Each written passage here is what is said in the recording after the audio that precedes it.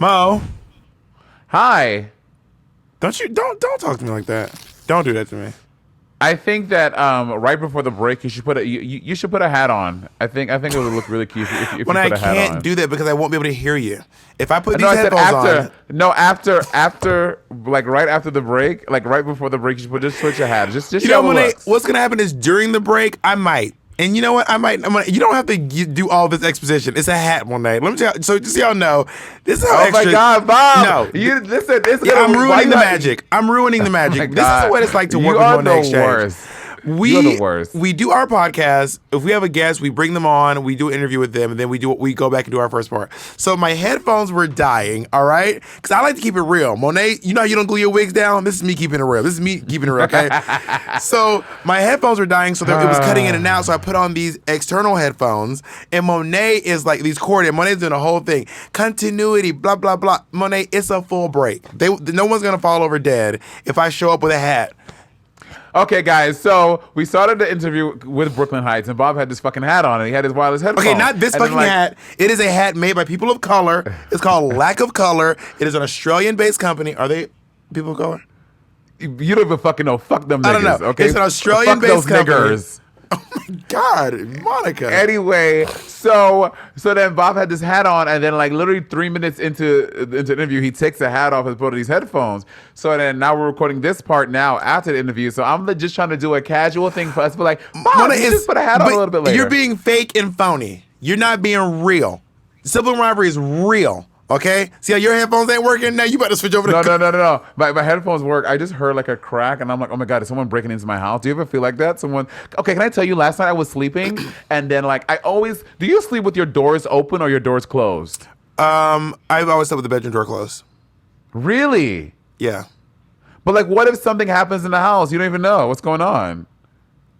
I mean, like something like what? I mean, if I sleep hard, so I won't wake up anyway. Something pretty significant would have to happen for me to wake up.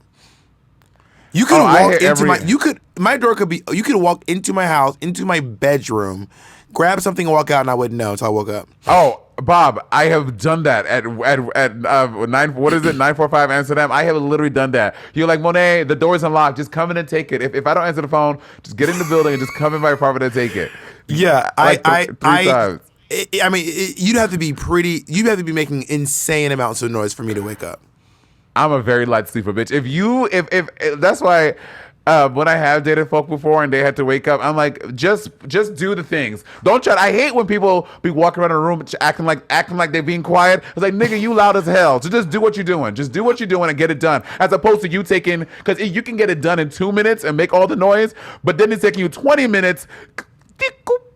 So something happened to me today that really, so I came home today. Jacob. This is Ezra today, and I was like, hey, I walked in the room, I was like, hey, good morning. Good morning. Good morning. And then he pulled out earplugs, and I was like, do you sleep with earplugs every night? And he was like, yeah, you snore really loudly. Oh my, do you, Bob? Ew, you a snorer? I was like, I don't feel like that's true. He was like, and when you come home in the mornings, you're loud. Like you're walking around, you're talking loud. And I was like, bitch, who are you talking about? Not me, because I am dainty. I walk through the room like a feather floating on an air conditioner wave. Jacob, do I snore? Not in my experience, but also, I mean, snoring comes and goes. So it's possible that like maybe there's something happening with like in the your mood nose being stuffed up. Ezra said you snore really loud. I was like, couldn't be me. Not Ezra. Not Ezra with a list. Ezra's like, you snore really loud and you loud and you just Ezra listed it out for you. I live. I was like, I still feel like that's my narrative, but go off, I guess. Let me tell you right now, Jacob's gonna get mad at me. Jacob walks through the house like he is 10,000 pounds. I mean, you know every room Jacob is in because he just walks just so hard. And in my head, I feel like I'm floating, but apparently I am just Belinda China Shop stumbling through the apartment, causing a scene. Stumbling around, girl. Welcome to say Stumbling around.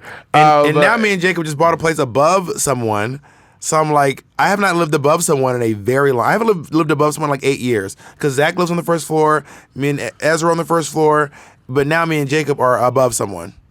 Well, I'm on the second floor, but below me is the garage. Wait, hold on. I keep on hearing good. I'm getting nervous. Hold on.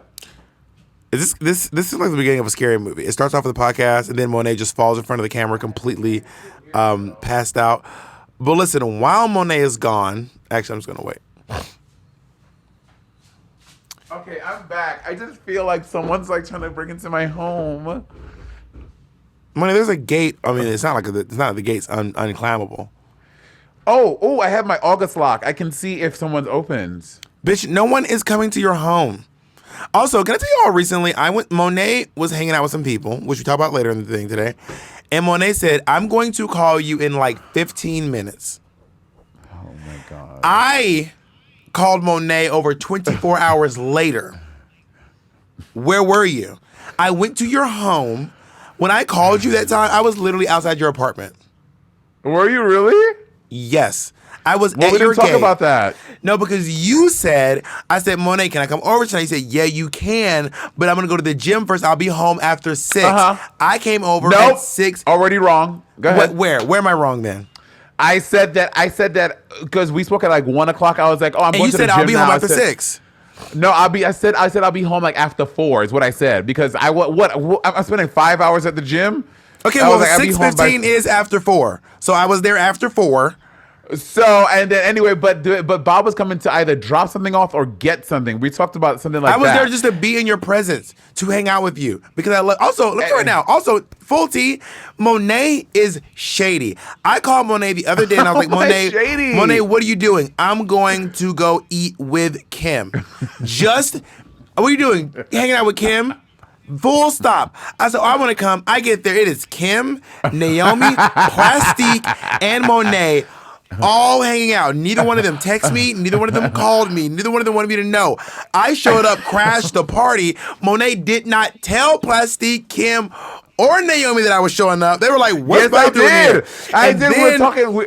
And then I get there, we're hanging out, and then Kim and Monet are like, "Oh, Kim's like, oh, I'll see you Thursday, Monet. Thursday? What the fuck is y'all niggas doing Thursday? And why don't I know about it?" You are so, and then the other day, Monet's like, oh, I'm just hanging out with these two. You are a mean girl, and you're treating me like the fucking fat gay guy from Mean Girls. You're Lindsay Lohan. You're a mean girl, Lindsay. You're a fucking mean girl now. First of all, you are You are a mean girl, and you are not hanging out with me because you got your little new Drag Race friends. Fuck the bitch that made you a Little Mermaid gown fucking 10 years ago. Fuck that dumb black bitch. You're hanging out with legs. Oh, Naomi, her sexy legs. Kim and her 2 million Instagram followers. You gotta have all that shit to hang out with Monet? It ain't enough just to be an old school friend. Now you gotta be young. I'm too old for you, bitch. Why are all your friends younger than me? Every person you don't have any friends older than me. Kim is not old. Is not younger than you. Kim is younger than me. Anyway, you're being confronted. What do you have to say for yourself? So anyway, so Bob showed. Okay, so with the whole thing with Kim and Naomi and them, they thought that Bob, when we had planned to have lunch, Bob was not gonna be in on the secret that I moved to LA. So when Kim set it up, we were like, yeah, you were supposed to find out that coming Sunday, but we moved things up. I'm about to crush your whole life because I found this out too. Because I hung out with Naomi the other night. And Naomi told me y'all already met once before I found out. That was y'all's second get together. Naomi told me. You didn't know yet. I was in LA. It was the same day that I came and I hung out with you and I surprised you at your house. You didn't know yet. Ain't it funny when we get funny, y'all? Oh my God, you are so crazy, Bob. Ever since you won Drag Race, you've been acting real weird. Ever since you won All Stars, you've been real weird. It's been very, very sus. Very sus. So crazy. And that's why somebody breaking your house to kill you right now. That's why you got a burglar in your house on the first floor. Yeah, I know. Bob, you ever thought now that you have a new house, like you ever thought like what if someone breaks in? What do you do? Okay, scene. Okay, set the scene. Let's say you're home. You're in your home. It's like late. Jacob is whatever hanging out. He's not home, and it's just you in your house. And someone legitimately breaks into your home. A burglar, full black gloves, ski mask, everything. And you're in your bed, and they come in the room. What do you do? Well, I don't think it's any different owning a home than renting a home. It's not. It's not like I'm like I own now. Kill me. Don't touch the floors. God. I just got the floors redone. I think that I'm less worried about someone breaking in my home now. I live in Hollywood, which isn't like the best neighborhood ever. But I used to live in a corner apartment at 162 in Fort Washington. If you want to know what that is like, it is like, I mean, I think because my corner was so busy, I was never going to get burglarized because there were always people outside. But there were like drug deals outside of my apartment. There was a lot of hood shit going on outside of my place in Fort Washington. So I was actually more concerned about it back then than I was now. Okay, but let's say bitch, I just set the scene. What do you do? Oh, if I look up and I let them lead. If they start talking, what do they say to me? Let's act it out.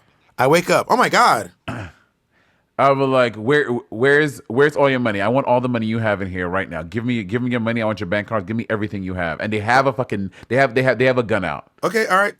Here's my wallet. And here's all the cash I have. This is literally all the cash I have. I don't have any more cash than this. What's your bank code? My bank code? Okay. What's your fucking bank code? Okay. Say it right now. Can I grab my phone? No, you fucking know it. Don't fucking lie. You know that 4-digit pin code. Oh, my pin code. All right, my pin code is 1234. Boom! Shoot you in the leg. Oh my God! Ow! Oh shit! All right, you got what you want. Can you please leave? I can't see your face. My eyes are closed. I literally haven't seen your face. I'm not looking. I'm literally not looking. No, get up. I'm gonna lock you in the tub. Get up. Walk to the tub. All right. Okay, I can't walk. You shot me in the foot. Can you please help me? I'm not helping you. But you shot me. Okay, I'm gonna crawl, but my leg hurts. I'm gonna crawl. I cannot believe Jacob is still asleep. All right, I'm gonna crawl. I'm crawling. All right, okay. I'm crawling. I'm in the tub, and I still can't see. I'm not looking. Okay, good. All right. See you later. Have a nice night. Oh, well, that was a really nice departure. Not have a nice night. I don't know what I would do if I woke up and I saw someone in all black with a ski match just in my doorway. I would just legitimately, I would just scream. I think my first reaction would be to scream, and they'll probably kill me because I was so fucking loud. Didn't I tell you about the time that I woke up and there was a guy standing over me? Didn't I tell you about the time? Yes. That shit is scary. Girl, I remember I honestly thought that I was having sleep paralysis. Because it feels very sleep paralysis. I just looked up and all I see is a silhouette of a man standing over me. And I'm in bed with a guy.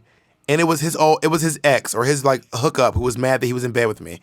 And they started arguing and I just laid there. Once I realized that he was mad at the guy and not me, I just kind of let it go. Yeah, that's But I remember waking up being like, holy shit. Because he had a low bed. It was the bed was like a mattress on the ground, basically. You know those real low beds that like. I love that. So I looked. When I say I'm looking up, I'm looking straight. I'm like below his knees. That's how high up I'm looking. That shit was wild. It was terrifying. That shit was scary. And it was because his room, he had like those TikTok lights.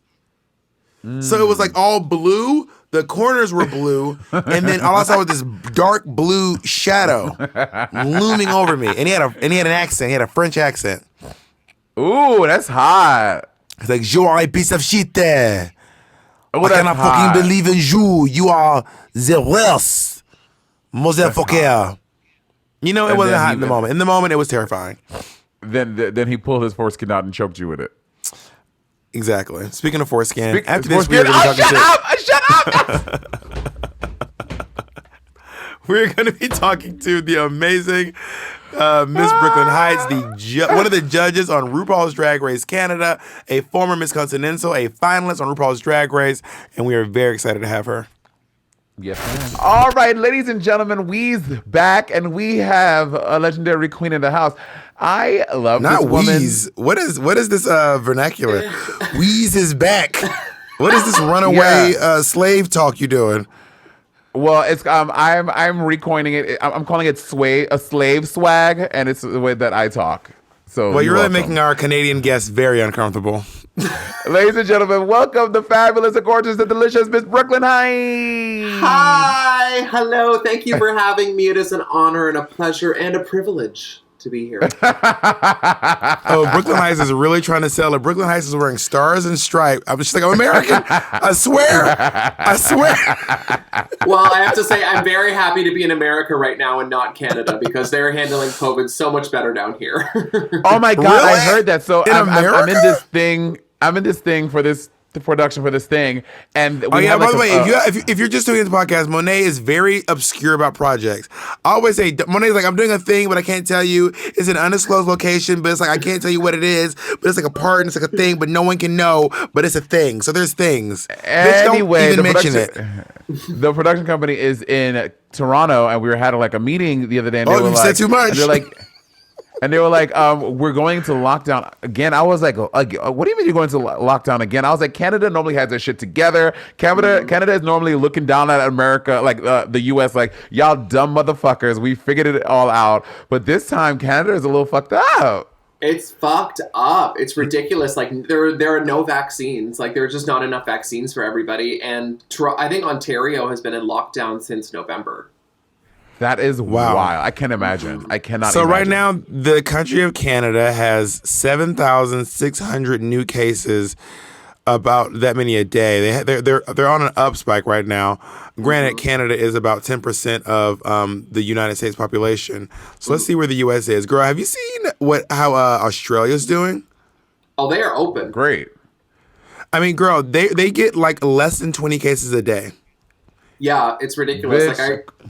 Fuck, when Courtney was there for Mardi Gras and she was just out having a good time. Jealous. Jealous. Oh, I was like, I was this. gagged. I want to block that bitch. Oh, this is annoying. I want to see this know. shit on my feed. Get away. Hawaii- For my mental health, I have blocked Courtney Act. Hawaii's doing really well too. Like anywhere that's an island and they can like really control it, they're doing good. Yeah, control it. Yeah. Well, also, Brooklyn- to be fair, Canada, I mean, Australia is a lot more. I mean, Australia is the size of America with the population of Canada. So they're a lot more spread out. No one lives in the middle of the country, and all their cities are pretty far from each other. So there's a lot less, quote, intermingling like there is here. And in it's being these run by United adults. States. Yeah, there's Bob is over also here doing, ex-cons. a fucking wig You know, reveal. maybe the secret is get you a place that is literally run by criminals and ex-cons, and you too could, have a slopping and popping coronavirus moment.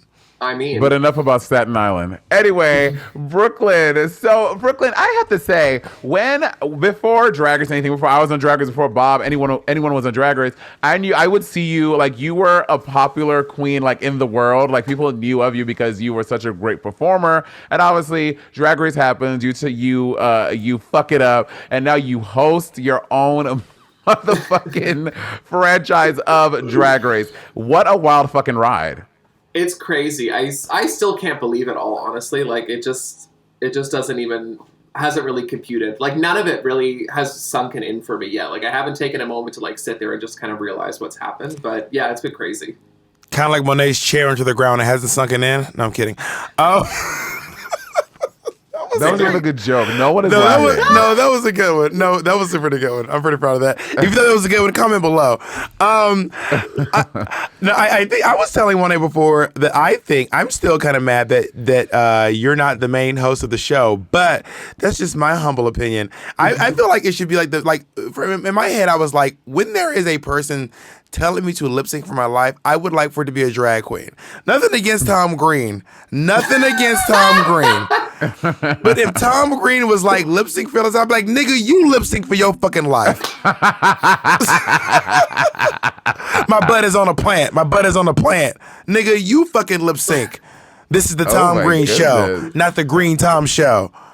motherfucker. He was a wild. He was wild. I was like, he was really really nice, but he called his mom. He literally called his mom in the middle of deliberations to ask her about like a costume and like a full on. Yeah, he was just doing his own thing. He was really fun though. But yeah, I mean, hopefully, I kind of agree. Like, I think I should be the one kind of doing that because I am the drag queen on the show. So and you have the prestige, like you know what you're talking about more than anyone, and not that Stacey and everyone doesn't know what they're talking about, but obviously, on that panel in regards to being even specifically with being a contestant on Drag Race and doing very well and making it very far, who is more equipped than a contestant from Drag Race who did very well and made it very far? And also outside of that, you have Miss Continental, you know what I mean? Like, you have all of these huge accolades under your belt, so it would make the most sense. So it is kind of a gag when you have nothing against Miss Deborah Cox and all these other folk, but it's like, it's a little Monet, weird. don't act like you are all up on Brooklyn. Do you even know what color Brooklyn's gown was when she won Miss Continental?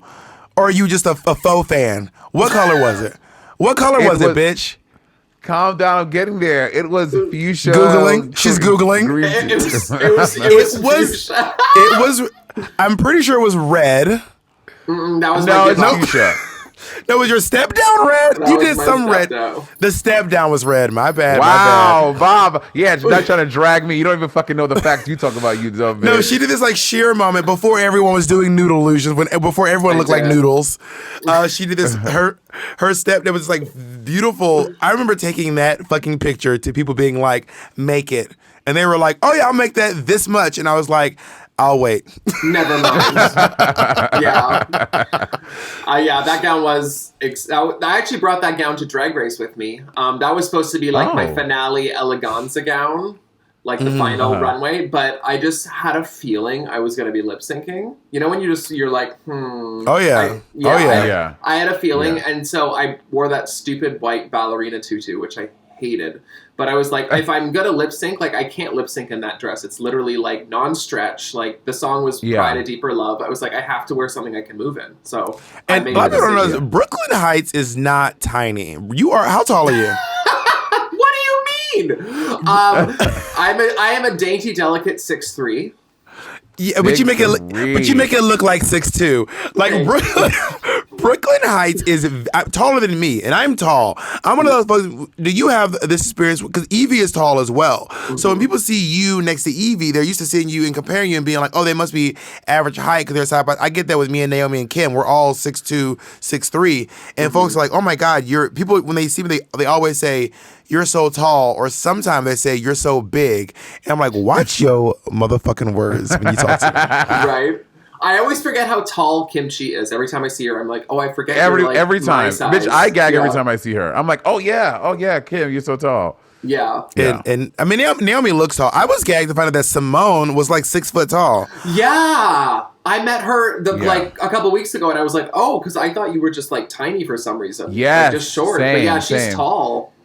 Okay, we need to ask you a question. This has been going on for a very long time on Sibling Rivalry. This has been non-stop. What? I don't know what you're talking about. Who would win in a pageant? Me or Monet? Oh. What pageant? What pageant? Miss Continental. Bob and I have both won the regionals. I won a Miss New York Continental. No, you didn't. Monet won Miss Bob went across the river, and he won Miss fucking New Jersey Continental, and I'm Miss New York Continental. We both won the Continental. Who is getting further? Okay, first of all, I actually recently moved to Dallas. I won Miss Dallas Continental, which is very hard. And Monet won New York. And Monet won New York, so they're more cabaret in there. So it was actually really easy to win the New York prelims. Anyway, go ahead. So who's winning? Monet. No, what, bitch? Literally, you didn't even have to think about it. Yeah, boom, ya kaya bow, boom. Monet's winning. Bob, you're winning EOI, Entertainer of the Year. Yeah, get EOI for all the funny girls, all the little entertainers. Go do that one. Erica Andrews won EOI. Why that's you gagging? That's where she did her Mommy Dearest talent. Was EOI. So here's the thing. Me and Monet have been arguing about this forever. We at the top of the quarantine, we were going to do a digital pageant. Me, you, and a couple of other. Me and Monet wanted to do a digital pageant with you and Jada. But then, quarantine life happens. Monet and I are still. We tried to enter Alaska's pageant, but she was like, "There's sorry, you missed the deadline. You missed the deadline." She goes, "Maybe next year, Gorge." But me and Monet, what pageant do you recommend me and Monet compete in, especially if it leans toward me? Which pageant do you think we should enter? Oh my God. Well, there's so many. There was not so many. Gay USA is a good one. Gay USA is a good one because it's easy. Easy in the sense that it's 2 categories. Drag them. No, drag Miss Gay USA. You ain't shit, Miss Gay USA. But that shit was easy. People win Gay USA and they sleep, bitch. Let me finish. Fuck you.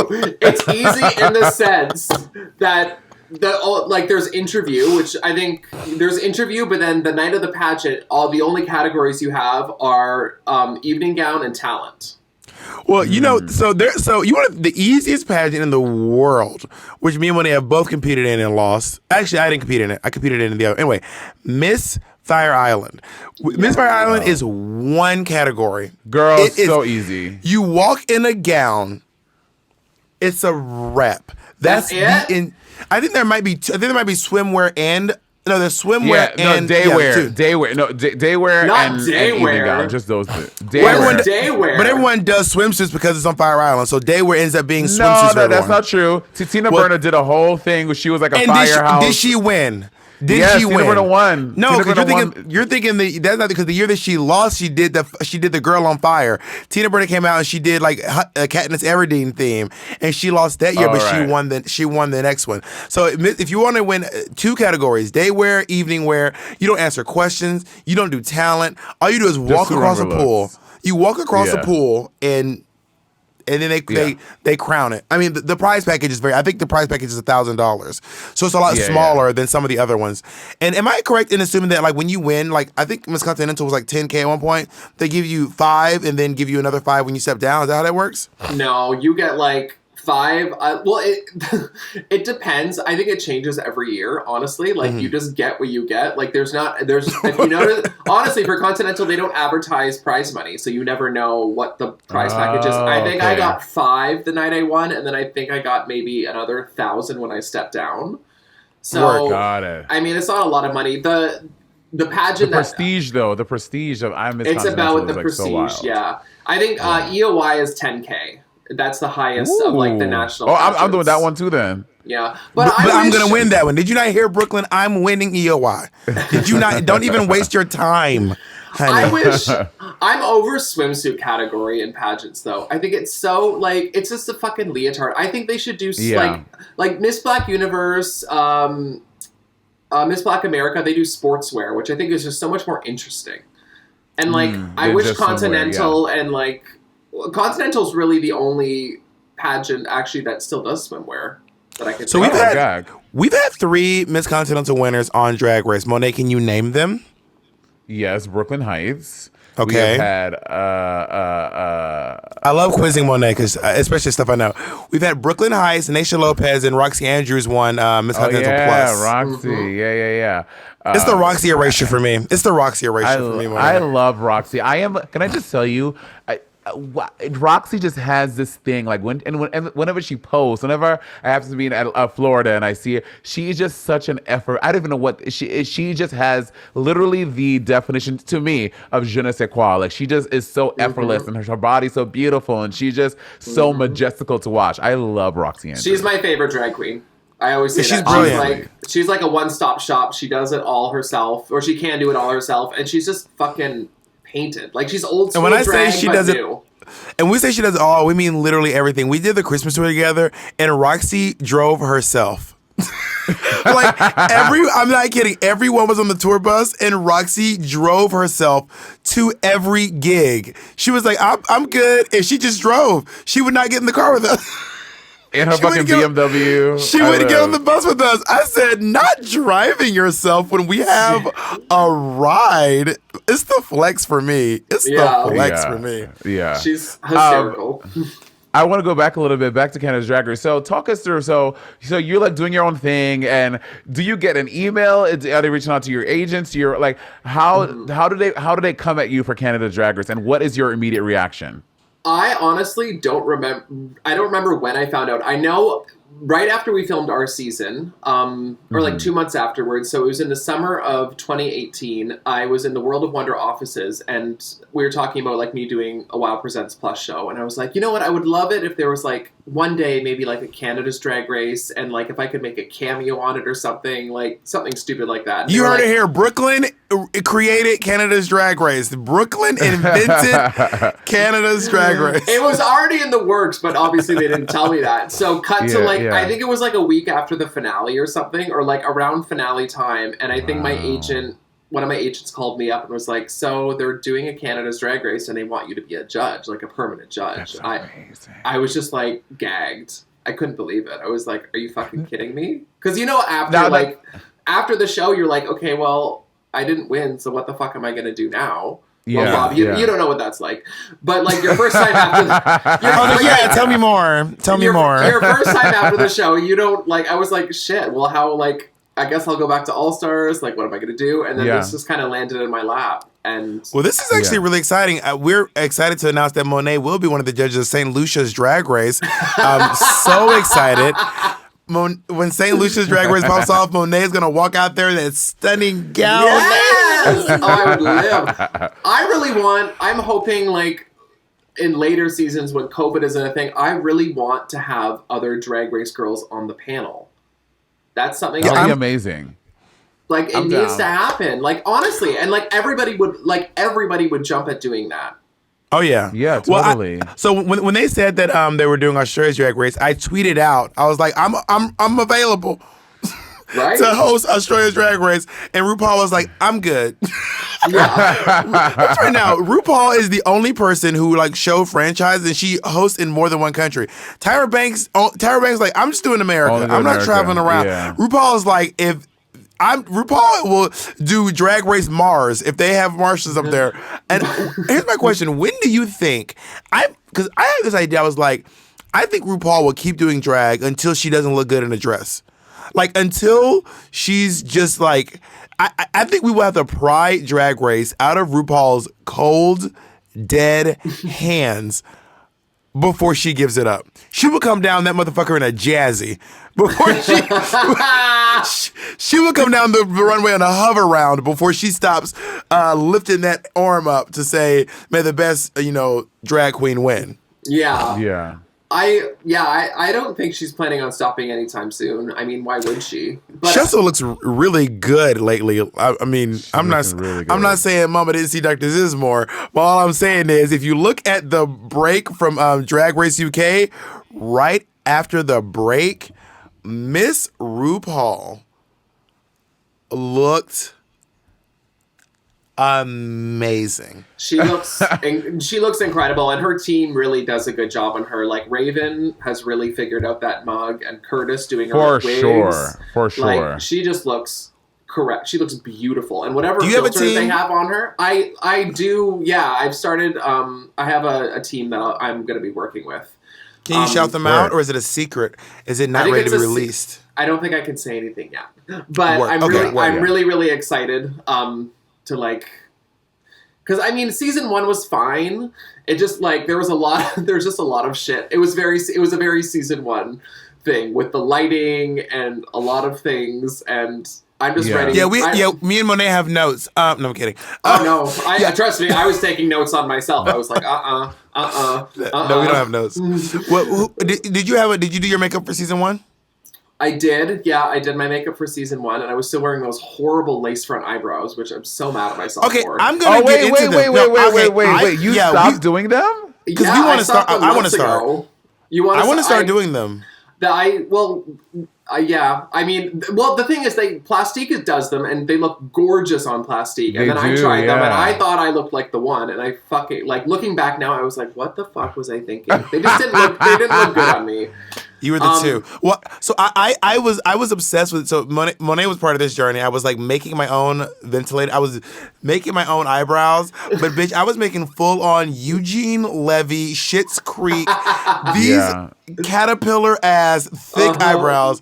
So if there's someone out there who knows how to make them better than, because I was doing like a wig, but it's not like a wig. It has to. No. It's not the same. It's just not the same. Yeah, it's different. Because I used to make my eyebrows for. We used to make my eyebrows. Well, me and Kennedy both used to make my eyebrows for Angels in America, but I was also an old man, so they were big. I made the first one that you lost. There were these big bushy like caterpillar moments, but I want to get into the world of ventilated lace eyebrows because it just I'm not into that. I just like when I saw it's just so easy. There's a video of Plastique putting on her eyebrows, and when I saw her like lift that brow, I was like, oh my god, I think I want this in my life. Yeah, it's too much work. Yeah, I mean, she makes it look so easy. I mean, and she's just fucking gorgeous. But yeah, so that won't be happening again. I've gone back to the world of drawing them on myself. But yeah, I'm gonna have like a makeup artist there, like help paint me and stuff. Because word. Why not? Why Honestly, not? that's the fantasy. You know, when we did the promo for All Stars 4, Valentina had not for the promo, something else. I think for press week, Valentina had like a makeup artist, and she just sat there in her chair, and she just got her makeup but the gag put on her. Is, it's kind of fierce. But the gag is Valentina hired a makeup artist who literally does the Valentina face. So it looks great. I know it looks great. So I guess it's great to like have the night off, but like it's not like the makeup artist was doing something that Valentina was. So for example, if you watch We're Here season 1, I did my own makeup up until Farmington. And then the last 3 or 2 episodes, Layla McQueen did my makeup. So I showed up to We're Here doing my own face, and Shangela and Eureka showed up with makeup artists, and I was like, maybe I should get a makeup artist. Then Layla McQueen started doing my face for the last half of We're Here, and she's doing my face for season 2 of We're Here as well. Awesome. I think with Valentina is like nothing is broken. So she just wants someone who can take what she is like, because Valentina legitimately takes like 4 or 5 hours to paint her face, whereas you can hire someone who can do it in an hour. You know what I mean? Like, yeah, that's fierce. And you guys realize to do Valentina's makeup, they lock her in a chair like Hannibal Lecter. she's restrained, and otherwise, so she doesn't get up and start doing disco dancing and singing her songs in the middle of getting ready. And it's great. Like, if you look like shit, it's not your fault. Exactly. Who did this? You can blame to be like, it wasn't me. I didn't do it. Sorry. I am very grateful to Layla McQueen. Layla McQueen has more makeup skills than I do. She can do stuff that I cannot achieve. She's incredible. Personally. Yeah, she's really good. She's really good. Talented. Monet, who would be your makeup artist, Monet? Who would you hire as your makeup artist? Like another queen? Another person. I don't care. Person, queen, anything. I don't know. I haven't found anyone that I'm like, ooh, I want you to make me look like you. So you think everyone's shit? Yeah, is what you're saying. So what you're saying is everyone's shit. Brooke Lynn. So I want to go back now. I know. I don't know how much you can speak on, but during season 1, JBC Jeffrey Borchheim got like a lot of heat for like how he judged the show. While you guys were filming, what was the temperature? Did like you guys feel like he was speaking out of turn, or it was too mean, or whatever? Like, what is your whole take on all of that stuff with JBC? It was just so wild. Like, I felt horrible for him. He is a lovely, lovely person, and really, really sweet. And like, just the way the fans came at him was just like something I'd never experienced before, honestly. And the way they came at, I got it to a lesser degree, but it was also like a lot for me, because I didn't really get a lot of hate on my season. So this was my first time seeing that side of the fan base personally. Well, people don't want you to make fun of their favorites. When you not make fun, people don't want you to negatively critique their faves. If you say something about their favorite, then you're a dumb piece of shit. Your mom should die. Horrible. Your dad's an asshole, and your grandma ain't shit. Like that's literally where the fans go to. And I do think that there was a huge race component to seeing a black man on this panel critiquing a panel that was not a panel of contestants that were not a bevy of contestants, shall I say, that were not all mostly of color. So I think that we get on the podcast, if we say anything about a skinny white twink, those fans swear up and down it is the end of the world. If I say Utica's outfit wasn't great one day, Bob hates Utica. If I say Rose shouldn't win this challenge, Bob thinks that white people should all die. I'm like, girl, it's giving too much for me. It's giving way too much, and it's drag. It's not that serious. It's people take the show so incredibly seriously, and I think it also came out during a really weird time. It was like mid-pandemic. The election was happening. Like there was so much like pent upness that people were just looking for like an outlet to be mad at something. And so that was kind of us a little bit, but I mean, it was what it was. I thought he did a great job. I mean, it was just weird. Like I just was so not expecting that reaction. Now, be honest with me. Was there ever a moment where you were like, not y'all putting me up here with Stacey McKenzie? Oh my God. Like, she's like, I mean, by the way, if y'all don't know, Stacey McKenzie is a literal, bona fide supermodel. Mm-hmm. I mean, actual textbook. Monet, can you join the panel, or are you texting your friends? What are you doing down there? I'm looking. Are you busy? Mind your fucking business, bitch. Are you busy? Anyway, Stacey McKenzie is a bona fide, real life, actual supermodel, and I would be insanely intimidated. Oh, she is. First of all, she's fucking nuts, and I live. She is the loveliest, sweetest, nicest person. Like, you know how long set days can be. Like, you get there at 7 a.m. and you leave at like midnight. And there was never a complaint. There was never a negative anything. She was just there doing her job, having a good time, just rolling with the punches. And she was so easy to work with. She's so funny. She's kind of like an Alyssa Edwards to me, where she doesn't realize how funny she is. She just, everything she does is just comedy. Like, just the way she talks and everything. She's just like, she has this voice and she just talks like that. And she's just like such a genuinely lovely human being. So I wasn't intimidated by her, like, because she just does not give off that aura.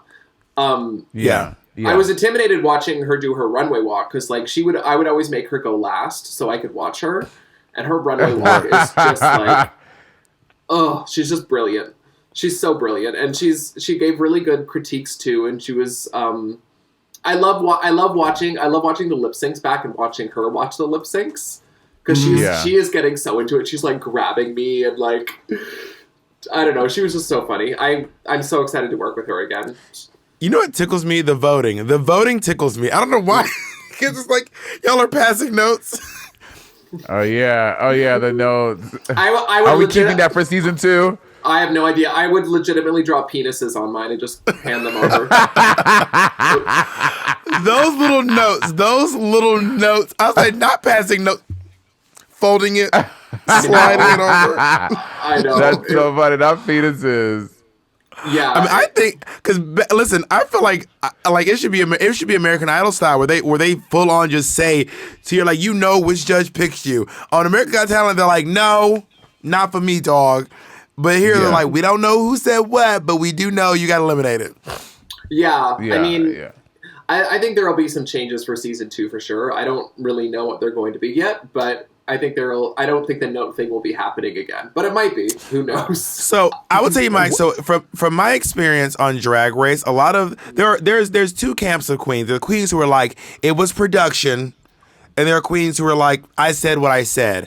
Now, I said what I said. If I said it on TV and they showed it, I did it. None of what I said was taken out of context. I never felt like there was like. Also, I will say this too: when you're on Drag Race, you feel like, but when you're on Drag Race, you do get paranoid. You think that everything is a plot, everything's a trick. Yep. Production is trying to get you. Do you remember when they thought Elliot with 2 T's was a spy? Oh, right. Yes, because she went home. Yeah, because she came back and all the thing. Yeah. But I mean, so do the girls still accuse you all of that? Did any of the girls after the season be like, y'all wanted me gone, didn't you? No, not really. I think everyone was like pretty good. I haven't heard anything. No one's come to me and said anything. So unless they're saying it behind my back. But I think it was really hard because like, when you're up there critiquing them, like I said so many things to them and I would go on these tangents about things, but then you have to remember you're on TV and you're making a TV show and they can't use everything. So like, right. I think a really good lesson for season 2 is like just to give critiques in like smaller little sound bites so that they can actually use them. Because I think a lot of people thought we were we only really said negative things to the queens, but we said so many positive things too. But they just were these long, drawn out things that they couldn't really edit them down to anything. That makes sense. Speaking of long, drawn out things, I have Brooke and I hung out the other day with someone else, and I'll fill y'all in about some of the details of that after this little break. All right, we are back. Okay, so the other day, in case y'all have not caught up, I recently moved to LA, and then I went out with Brooke Lynn and Vanjie, and then Silky Nutmeg Ganache joined the party. This is my first time ever hanging out with Silky. Silky Stunt Queen Ganache. Okay, girl, let me tell you something. I know sometimes people put a little va-va-voom, a little seasoning into who they are on TV. Bitch, Silky is as advertised. She is fucking wild. I was like, wild. Girl, you are crazy. She was really up in there fucking grabbing Miley Cyrus by her ankle and swinging her around her head like a fucking cave woman. Spin around your head, spinning like a helicopter. No, yeah. I was with Silky one time too, and I was like, this is what's going on? What is happening? Literally, I need someone to catch. Like, this is insanity. And literally, like Vanjie was with us, and Vanjie FaceTimed me the next day, and we were laughing. I was like, it's my favorite thing, hanging out with Silky with people who have not hung out with her before. And Monet had never hung out with her, and just watching Monet react to Silky was brilliant, because you're just like, oh, this is like who you are, and you're just sitting there like watching her, and she's just her own entity. Yeah, girl, she's like over here like shooting her shot with this dude. She's like, yo, what's poppin'? I was like, that's right. You better get it, bitch. You better work. I live. Yep.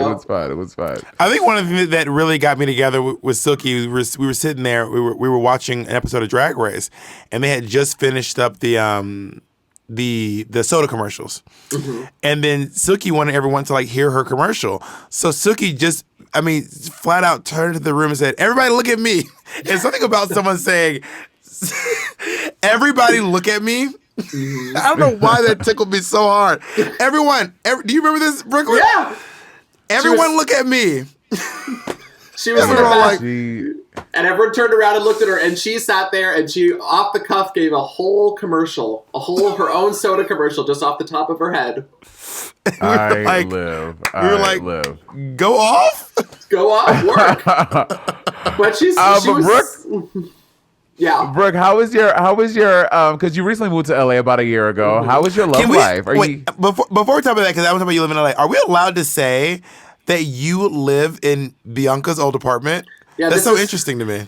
This is Bianca's old bedroom. Oh, gag. Oh, word. I smudged it, though. Yeah, oh yeah. If the cum stains could talk. Oh my God.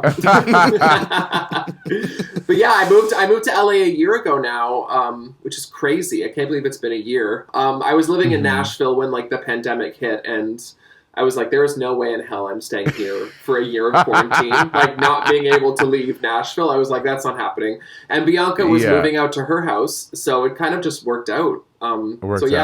Yeah. I just packed it. I potted everything up, and I moved out here with my cats, and I love it. Your cats! Oh my God, we're both cat ladies. Oh my God! So when I first got my cat, Brooklyn, Bob hated Colleen. Bob was like, "This cat, blah blah blah blah blah."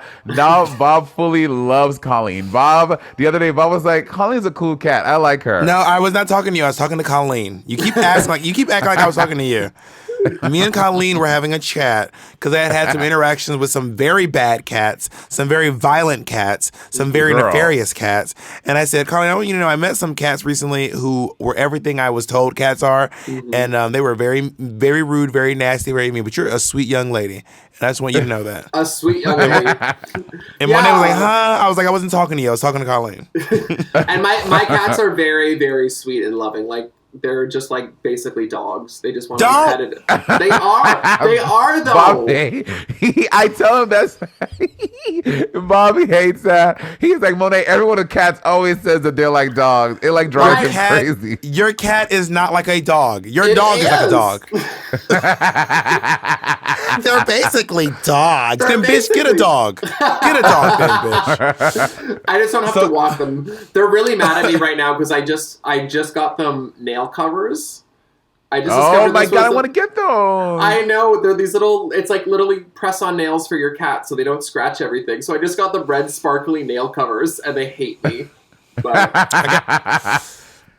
So Monet was asking about your love life before I rudely interrupted. Yeah, are you dating in LA? What's going on? What's the tea?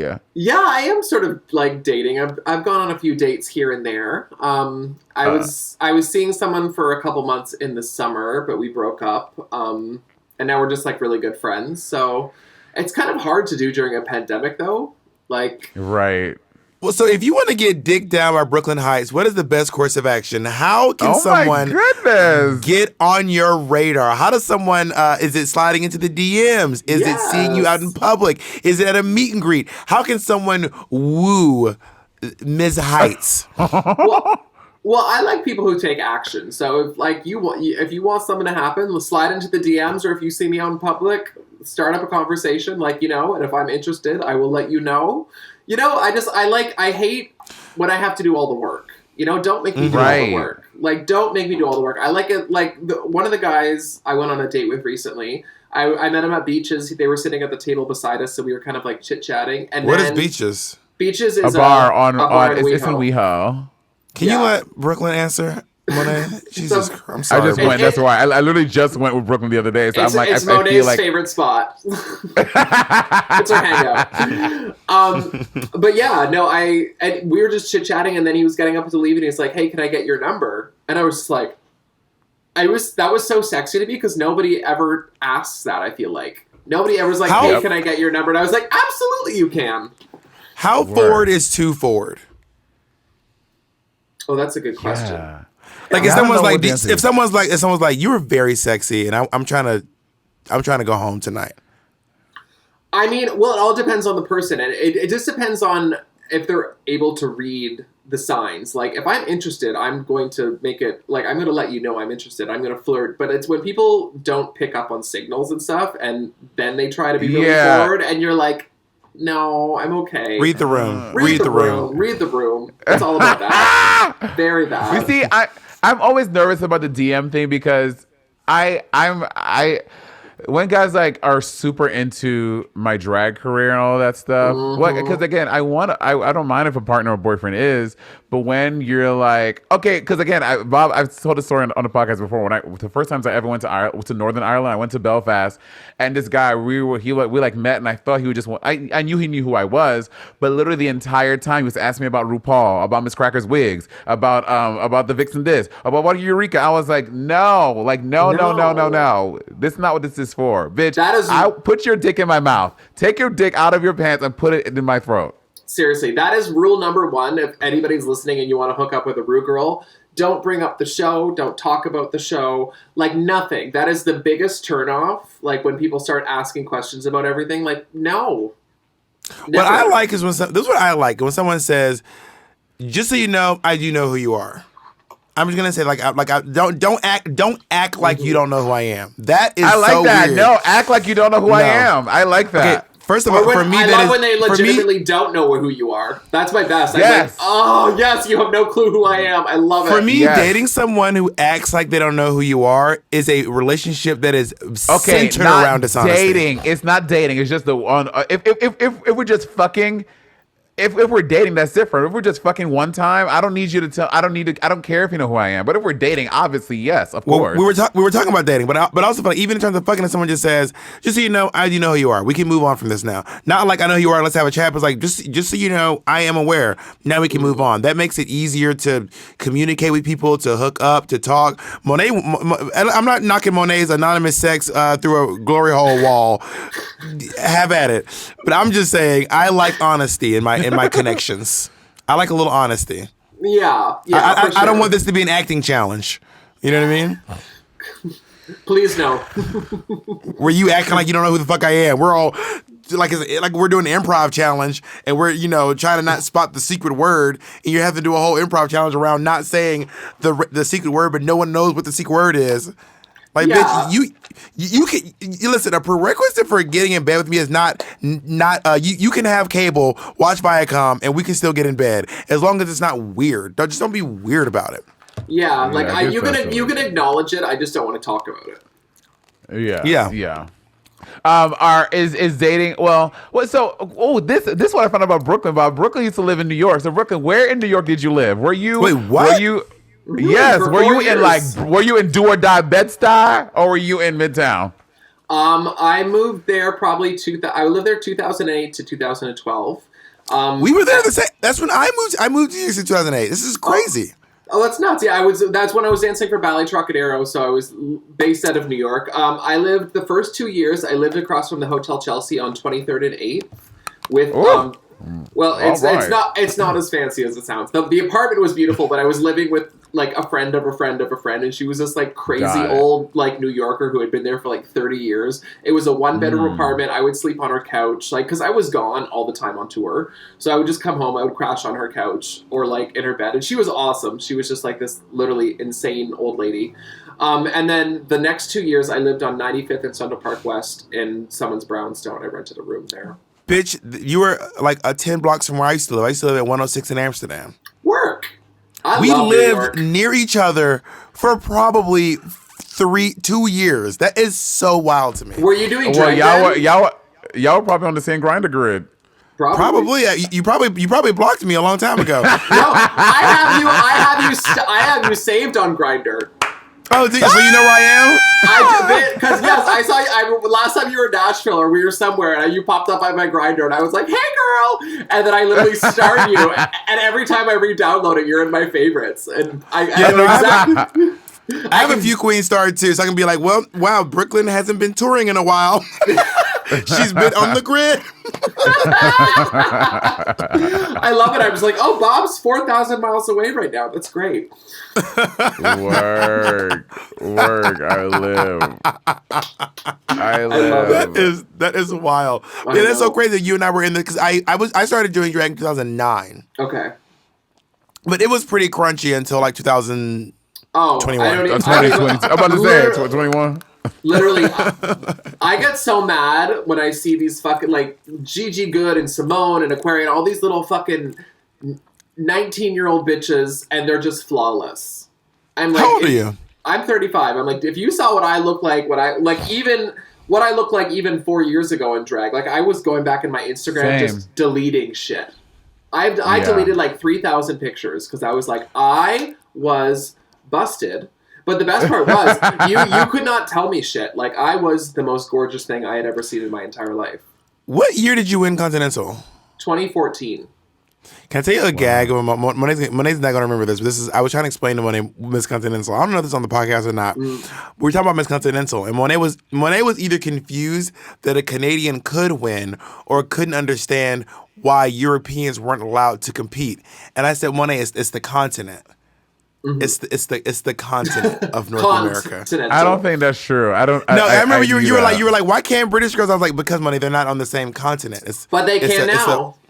A European girl just won. Vanessa Van Cartier. They just Vanessa Van Cartier. And is that new? Is that new? That's new. It's like in the last like 3-4 years. That's opened up, and they also just opened it up to sex change. So like post-op trans women can now enter. And the girl Vanessa Van Cartier, who's from Belgium, is also post-op. So she's out about it. Like I'm not spilling her tea. Like were they doing like panty checks back in the day? No, they weren't. I actually. Can you imagine? I mean, girl. So you said because I know they allow trans women with breast augmentation to do to win. Oh yeah. But they had a rule about bottom surgery apparently. Yeah. I guess it was just like people knowing people's tea. I don't really know it, but like Continental is known as like the trans like beauty pageant. Yeah. Like there's only I think there's been like 3 or 4 boys who have won. Like me, Naisha. Actually, when Tandy Andrews won, she hadn't started transitioning yet, like back in the day, but she was just a woman anyway. There's been like only 3 or 4 boy queens who have won, and the rest have been like trans women. Well, I'm glad they got rid of that weird bottom surgery rule, and Yeah. especially because it makes you feel like they're gonna be doing fucking panty checks, which is so Yeah, barbaric. I don't think that ever happened. I'm actually, that would have never happened. But I guess You were just showing your dick because you wanted to. You were just proud of it. I was just swinging for the fun of it. Bob, are you having a full meal? What are you doing? I'm eating. Okay, I bought these. So I'm keto. I'm keto. This sugar-free candy, Icebreaker Sour. This is not a paid ad. Icebreaker Sours, like I can't stop eating them. They're so good, but they also make you poop. Oh yes, I love pooping. Well, you know what? I Bitch, could if talk you eat about these- poop all day. I love it. If you eat these, you will be more than regular. I'll say that right now, because these motherfuckers. I was like, ooh, girl. What was so interesting is that we're talking and Bob is just like like sneaking little. I was like, Just what is going chopping away. on over there? I cannot. I don't know what my problem is. But listen, Brooklyn, when we do our pageant, I'm earmarking you as my pageant coach. Monet can have Naisha Lopez or somebody else. No, I'm gonna ask Giselle Barbie Royale because I'm literally obsessed with her. That's I love what Giselle. me. Would love. Well, she likes me Giselle. more. Giselle likes me more than she likes you. Let's put it that way. Oh my god! I'm gonna have Darcel. I want Darcel to be my fucking Oh, pageant coach. Darcel! Well, girl, here at the Parliament House. Well, it's good to have you here. Didn't If you like it, Darcel you like win it. If you don't, you Continental? don't. Didn't she win Continental Elite? Didn't she win Continental Elite like 2 years ago? Recently. She's the reigning Miss Continental Plus, and she's reigned for like 2 years now because they didn't have the COVID. pageant. They didn't have the pageant. I thought last she year. was elite. Isn't elite when you're above a certain age, plus when you're above a certain weight? Yeah. Yeah. I think it was plus though. I'm pretty It's sure. plus. Yeah, I'm pretty sure it was plus. It's plus. Yeah. Also, can I just say to y'all, I feel like whatever the weight requirement used to be, it was low.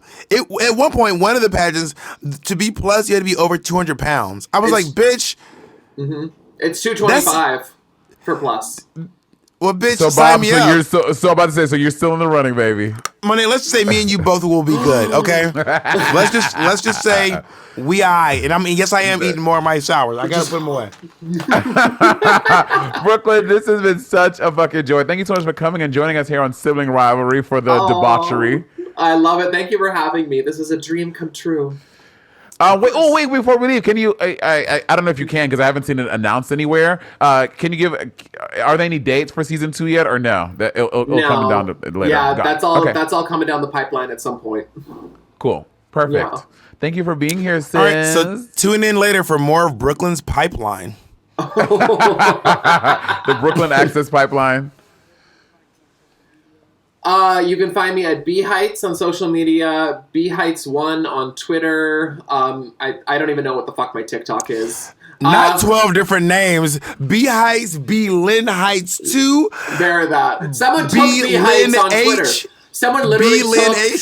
someone literally took B Hytes on Twitter and like people was acting like it was me and then wouldn't give it back to me. So, but that's a whole other thing. Shady. And you can find me on YouTube. Go watch my video Queen of the North on It's YouTube. amazing. It's so good. It's so fucking good. It's so well done. Sean Adeli did it, right? Mm-hmm.